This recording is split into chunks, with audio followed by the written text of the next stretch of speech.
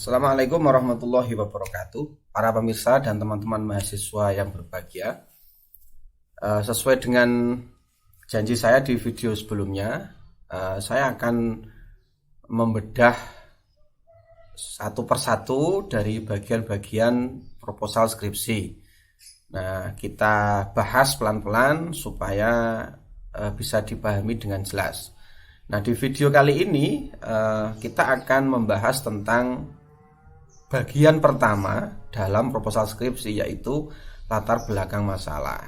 Nah, yang saya alami selama membimbing skripsi teman-teman mahasiswa ini, rata-rata masih cukup kesulitan ketika menyusun latar belakang masalah, terutama ketika harus mengawali menulis, ya, mau mulai dari mana, itu biasanya mereka kesulitan mendapatkan ide. Nah, sehingga ketika kesulitan itu biasanya mahasiswa menulis dengan cara mengambil dari referensi-referensi yang ada tanpa mengubah bahasanya, sehingga bahasanya itu terkadang masih amburadul, ya.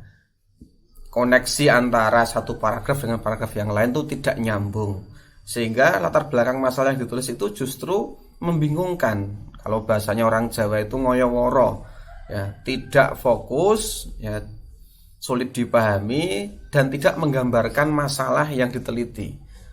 Sehingga ini nanti kalau misalnya direview oleh pembimbing atau nanti di seminar proposal, ini pasti nanti akan diminta untuk revisi. Nah, supaya lebih mudahnya dalam menulis latar belakang masalah itu perlu kita pahami.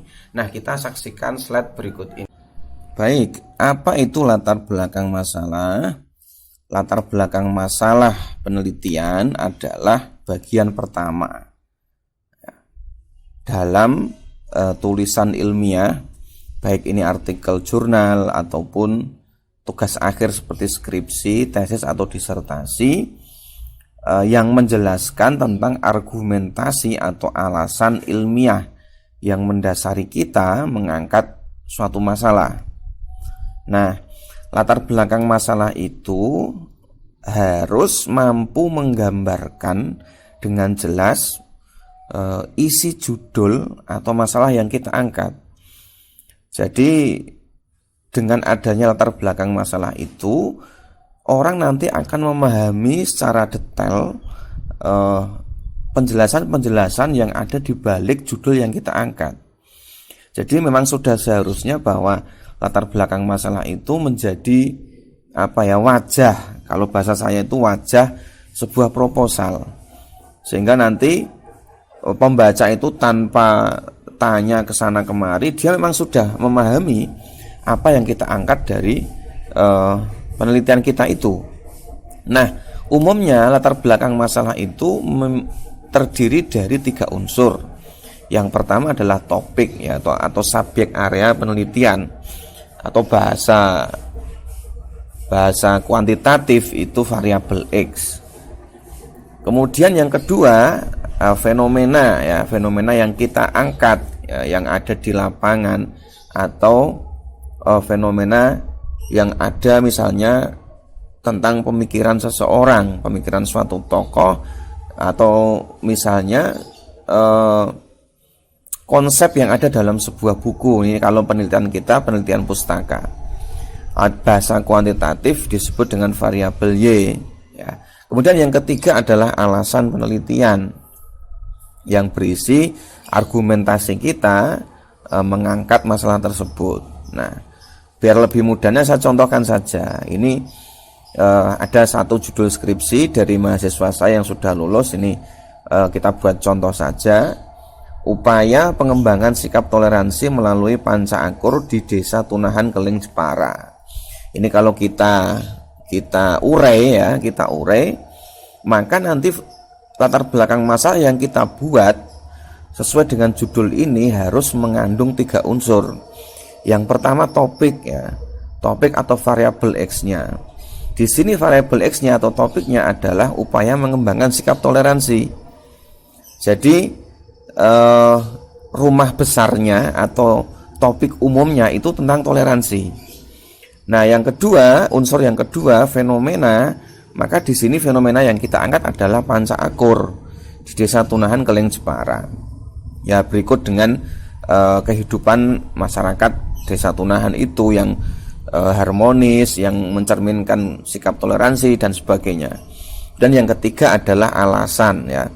Alasan mengapa kita mengangkat masalah panca akur di Desa Tunahan itu. Nah, ini unsur-unsur yang ada di latar belakang, ya, beserta dengan aplikasinya dalam judul yang ada di layar itu. Nah, lalu bagaimana Pak cara menarasikan latar belakang masalah itu? Kalau misalnya sudah ketemu unsur-unsurnya, lalu bagaimana cara menjahit, ya, menjahit unsur-unsur itu menjadi sebuah narasi yang logis, sistematis dan mudah dipahami. Bagaimana caranya? Nah, ini biasanya yang menjadi kendala para mahasiswa. Jadi mereka sebenarnya paham, ya, paham apa yang mau diteliti, paham gambaran masalah di lapangan, tetapi ketika diminta untuk menulis latar belakang, mereka itu blank, ya. Meskipun bahan-bahannya sudah ada, ya. Mau mulai dari mana, apa yang mau ditulis. Nah, itu biasanya mereka kebingungan. Nah, untuk itu, ya, saya biasanya ngajari mahasiswa saya, kalau mau nulis latar belakang, buatlah konsep piramida terbalik, ya. Kita bisa menggunakan model piramida terbalik, mengadopsi dari para penulis, ya. Biasanya konsep ini digunakan oleh para penulis artikel, kemudian oleh para wartawan untuk menulis berita atau menulis artikel. Nah, bagaimana cara menyusun latar belakang yang logis, ya. Logis itu artinya tidak ada lompatan berpikir, ya. Jadi misalnya kita mengangkat masalah toleransi, ya, maka toleransi itu nanti harus diurai secara logis, ya. Diurai secara logis. Tidak boleh ada lompatan-lompatan berpikir. Misalnya begini, kita ngomong toleransi, ya, harus kita awali dari sesuatu yang berhubungan dengan toleransi itu. Misalnya tentang keragaman budaya, tentang keragaman agama, ya. Kemudian potensi-potensi yang ditimbulkan dari keragaman itu baru kemudian ngomong soal toleransi. Ya, itu logis, ya. Jangan ngomong toleransi tapi diawali dengan misalnya masalah ekonomi atau masalah politik. Nah, itu tidak nyambung namanya, tidak logis. Nah, jadi latar belakang masalah itu harus disusun secara logis, ya. Yang kedua harus sistematis. Sistematis antara satu paragraf dengan paragraf selanjutnya itu harus nyambung. Nah, ini sering terjadi di kalangan mahasiswa itu, nulis paragraf 1-2 ngomong apa, nanti di paragraf ketiga meskipun masih dalam satu tema omongannya tapi nggak nyambung, ya. Ya, jadi terkesan paragrafnya itu putus di tengah jalan, sehingga rasanya itu kaku, ya. Bahasanya itu nggak lunak, nggak cair begitu, sehingga orang membaca itu nggak enak dibaca, ya. Orang ngomong itu kalau ngomongnya nggak runut, nggak sistematis itu kan nggak enak didengar, kan. Jadi orang nulis itu juga begitu, ya. Antar satu paragraf dengan paragraf selanjutnya dan selanjutnya itu juga harus sistematis, harus runut, ya. Itu jadi latar belakang masalah harus disusun dengan logis dan sistematis, dan yang penting juga harus mudah dipahami, ya, menggunakan bahasa-bahasa baku, bahasa-bahasa yang mudah dipahami, ya. Kalau misalnya menggunakan bahasa yang tidak ada di kamus, ya, atau bahasa-bahasa lokal, ya harus dijelaskan. Misalnya panca akur, misalnya begitu, panca akur itu apa? Atau misalnya menggunakan ungkapan-ungkapan bahasa Jawa, ya, misalnya teposliro. Teposliro itu artinya apa? Itu harus diungkapkan sehingga nanti latar belakang masalah itu mudah dipahami. Nah, bagaimana cara menyusun latar belakang yang baik? Nah, kita coba menggunakan model piramida terbalik, ya. Nah, di model piramida terbalik ini yang pertama di paragraf awal, ya, paragraf 1 sampai 5 barangkali kita nanti ngomong soal topik, ya. Topik berarti dalam hal ini adalah tentang upaya mengembangkan toleransi. Ya, upaya mengembangkan toleransi. Nah, cara menarasikan topik di sini ya bisa kita menggunakan dari dimulai dengan ngomong soal masalah umum ya, kemudian ditarik ke masalah khusus, kemudian masalah itu kita kasih solusi tentu saja yang sesuai dengan teori. Nah, jadi untuk menarasikan topik itu kita ngomong masalah yang besar dulu, kemudian kita tarik ke masalah yang kecil ya, masalah khusus, masalah yang agak detail, kemudian kita berikan solusi sesuai dengan teori-teori, sesuai dengan referensi yang kita baca. Baru kemudian kita mengungkapkan fenomena yang kita temukan di lapangan ya. Dalam hal ini misalnya panca akur itu kita ungkapkan. Atau misalnya kalau bukan penelitian lapangan gimana Pak? Ya berarti kita ungkapkan data yang ada di buku. Misalnya pemikiran tokoh ya kita ungkapkan pemikirannya. Kita ungkapkan konsep yang ada di buku itu. Nah kemudian yang ketiga adalah alasan penelitian. Alasan penelitian ini bisa kita ungkapkan dengan bentuk ya, menyampaikan tujuan penelitian kita, kemudian urgensinya apa. Nah urgensi ini mewakili alasan kita ya, karena kita menganggap bahwa ini urgent, maka kemudian kita teliti. Dan kemudian yang terakhir kontribusi penelitian kita. Nah begini kira-kira contohnya ya. Nah judul yang tadi kita buat contoh, upaya pengembangan sikap toleransi melalui panca akur di Desa Tunahan Keling Jepara. Ini kalau kita urai dan nanti mau kita buat latar belakang masalah, kira-kira begini gambarannya ya. Yang pertama ya, kita membicarakan topik dulu ya. Topik itu bisa kita mulai dengan membicarakan masalah umum. Nah, dalam hal ini masalah umum berarti masalah yang terkait dengan toleransi ya. Maka di sini misalnya ini ya, misalnya di topik ini ya, di bagian topik ini di paragraf 1 sampai 3 misalnya, kita membahas tentang keragaman budaya di Indonesia. Nah, lalu kita lanjutkan ke masalah yang agak mengerucut ke masalah khusus ya, yaitu potensi konflik yang ditimbulkan dari keragaman itu. Jadi keragaman budaya itu katakanlah masalah yang umum ya, masalah umum. Jadi masalah besar ya, masalah dalam hal ini bukan masalah, bukan problem ya, tapi fenomena ya, fenomena keragaman budaya yang ada di Indonesia, budaya dan agama yang ada di Indonesia. Itu kita soroti. Kemudian kita bawa ke masalah khusus. Nah, misalnya konflik yang terjadi akibat keragaman itu. Kemudian kita sampaikan beberapa data ya terkait dengan konflik akibat dari keragaman budaya atau keragaman agama. Ya misalnya konflik di Poso ya, konflik di Ambon, konflik berlatar belakang agama, termasuk misalnya konflik yang terjadi di sekeliling kita. Nah, lalu dari situ kita tawarkan solusi ya, tawarkan solusi tentu saja sesuai teori, karena kita masih bicara dalam ranah topik ya. Kita tawarkan solusi. Solusinya apa ya? Toleransi, sesuai judul yang kita angkat.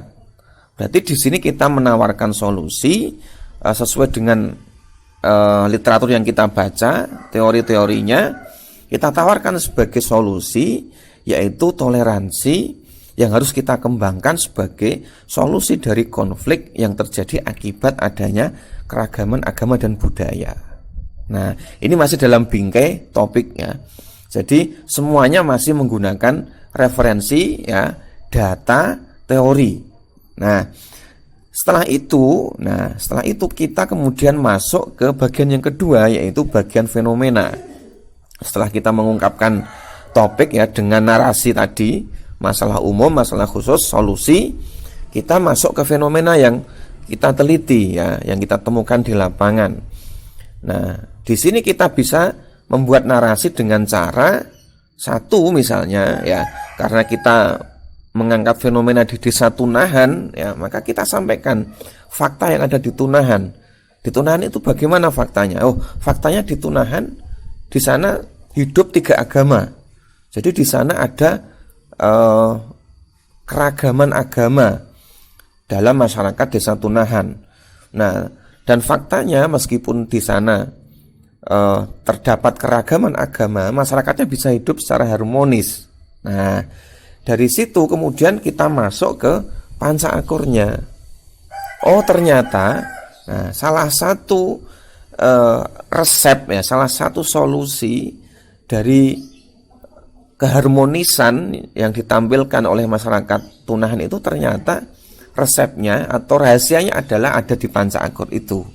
Jadi panca akur itu kita tampilkan sebagai salah satu solusi dari potensi konflik atau keragaman budaya yang ada di Tunahan. Yang kita harapkan nanti panca akur ini bisa diadopsi oleh desa lain, oleh daerah lain.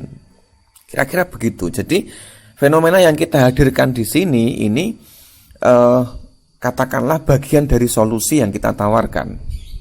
Karena di awal tadi di bagian topik kita menawarkan solusi. Solusinya apa ya? Harus mengembangkan toleransi. Caranya bagaimana? Caranya bisa kita lihat di Tunahan. Di Tunahan itu ada. Nah, Tunahan itu agamanya beragam, tapi masyarakatnya harmonis. Caranya bagaimana? Ternyata mereka menggunakan panca akur. Nah, ya, artinya apa? Bahwa panca akur itu tawaran solusi kita. Ya, cara untuk mengembangkan toleransi sebagai solusi dari adanya konflik. Nah, kira-kira begitu. Nah, di bagian terakhir kita kemukakan alasan mengapa kita mengangkat panca akur dan desa Tunahan. Nah, narasinya di sini bisa kita mulai dari mengungkapkan tujuannya. Jadi misalnya berdasarkan uraian di atas, biasanya begitu ya. Biasanya paragrafnya dimulai dengan kata-kata begitu, atau merujuk dari uraian di atas. Ya, maka peneliti bermaksud untuk mengkaji lebih dalam tentang apa ya, tentang upaya pengembangan toleransi melalui panca akur di desa Tunahan. Nah, apa tujuannya? Nah, sampaikan itu. Nah, penelitian ini bertujuan untuk mengetahui atau mendeskripsikan, mengidentifikasi upaya-upaya yang dilakukan oleh warga Tunahan dengan panca akur. Nah, lalu apa urgensinya? Nah, penelitian ini dianggap penting atau peneliti anggap penting karena bla bla bla bla. Sampaikan itu, lalu nanti yang terakhir sampaikan kontribusinya. Nah, dari hasil penelitian ini apa manfaat yang bisa diambil oleh orang lain, oleh akademisi, oleh dunia keilmuan, oleh masyarakat. Nah, kira-kira begitu. Jadi dengan model seperti ini ya, nanti latar belakang kita akan enak dibaca karena kerangka berpikirnya itu logis ya, mulai dari masalah umum ke masalah khusus, lalu memberikan solusi, kemudian menyatakan atau menyampaikan fenomena yang ada sebagai bagian dari solusi itu, lalu kita tegaskan bahwa kita mengangkat masalah ini karena alasan begini, tujuannya ini. Nah, ini kalau nanti dibaca orang, ini orang tanpa bertanya ke penelitinya, dia sudah paham maksud dari penelitian kita, maksud dari proposal kita. Nah, saya contohkan saja sekalian ya. Jadi biar lebih gamblang, biar lebih jelas, saya kasih contoh ya skripsi yang tadi kita urai. Nah, ini misalnya ya. Ini contoh latar belakang yang tadi kita analisis. Nah, di bagian pertama atau bagian topik ini ya, ini saya sudah saya tandai di sini. Nah, di sini dia ngomong soal keragaman budaya. Nah, seperti yang saya sampaikan tadi, di sini dia ngomong soal keragaman budaya. Bagaimana Indonesia itu terdiri dari berbagai budaya, berbagai agama. Nah, dia ngomong di sini kira-kira 3 paragraf ya. Ya, dia kemudian apa ngomong soal potensi konflik ini. Ya, potensi konflik yang terjadi karena adanya keragaman agama dan budaya itu. Nah, kemudian dia juga mencontohkan, dia menampilkan data-data ya, data-data tentang konflik itu misalnya di Aceh ya. Kemudian dia juga ini mengutip data konflik yang ada di Jepara, di Ndermolo ini misalnya. Nah, kemudian dia menampilkan solusi tentang toleransi itu. Ya. Nah, solusinya untuk mengatasi konflik itu dia kemudian menawarkan harus ada upaya pengembangan toleransi di sana. Nah, setelah itu, dia masuk ke fenomena. Nah, ini masuk ke fenomena atau fakta yang ada di lapangan. Di sini dia menyampaikan fakta tentang keragaman agama di Tunahan. Nah, bagaimana tiga agama di Tunahan itu, Islam, Kristen, dan Buddha, ini bisa hidup rukun. Nah, ternyata kerukunan itu terbangun salah satunya karena adanya panca akur. Karena adanya panca akur. Itu disampaikan di sini. Bagaimana panca akur itu ada hasil wawancaranya juga dikutip di sini, wawancara dengan tokoh masyarakat. Nah, sebagai penguat data bahwa fenomena itu memang benar-benar ada di lapangan, jadi tidak ngarang ya. Nah, di sini kemudian setelah dia menyampaikan fakta di lapangan ya terkait dengan keragaman agama di Tunahan, harmoni yang ada di Tunahan, kemudian bagaimana panca akur itu dipegang oleh warga Tunahan sebagai wujud toleransi. Ini kemudian di sini dia ngomong alasan dia meneliti panca akur itu. Nah, tujuannya misalnya ini ya, dia tertarik meneliti lebih lanjut tentang toleransi di Tunahan. Nah, dia ngomong tujuannya apa ini ya. Tujuan penelitiannya apa? Kemudian urgensinya apa ini?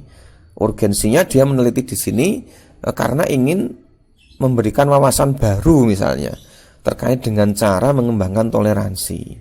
Nah, kontribusinya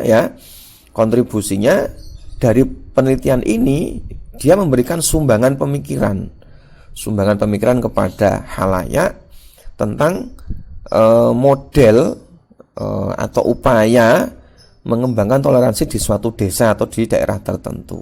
Nah, ini contoh dari latar belakang masalah dengan judul yang kita angkat tadi. Nah, saya kira cukup jelas ya. Nah, kemudian yang perlu diperhatikan lagi, yang terakhir ketika kita menulis latar belakang masalah ya, maka referensi ya, kemudian data, teori itu harus valid ya, harus valid. Referensi yang kita gunakan usahakan dari buku atau artikel jurnal ya. Jangan mengambil referensi dari website yang tidak jelas, yang blogspot, WordPress begitu.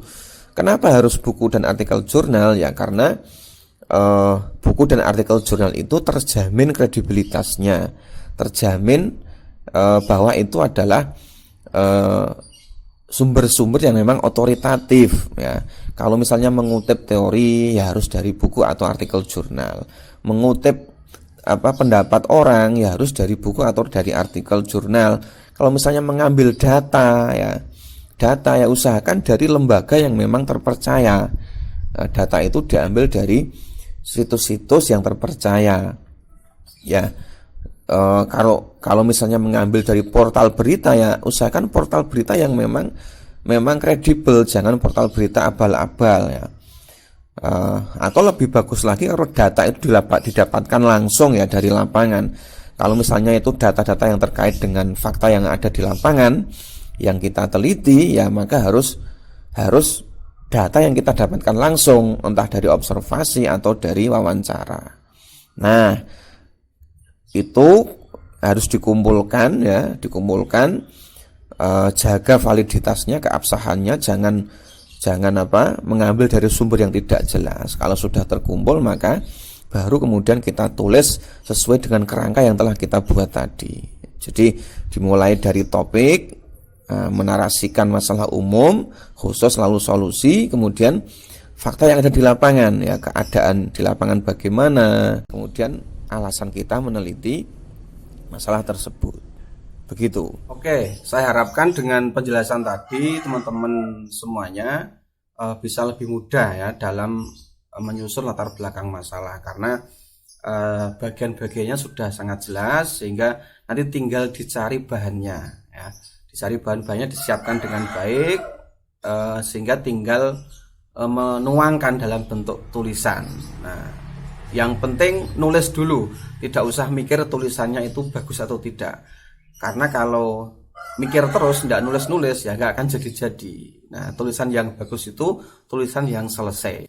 Sampai di sini dulu untuk penjelasan kali ini ya. Jangan lupa like, dan yang belum subscribe, saya minta untuk subscribe untuk mendukung channel ini supaya tetap eksis, menyebarkan, membagikan konten-konten yang positif, konten-konten yang terkait dengan perkuliahan. Terima kasih. Saya akhiri. Assalamualaikum warahmatullahi wabarakatuh.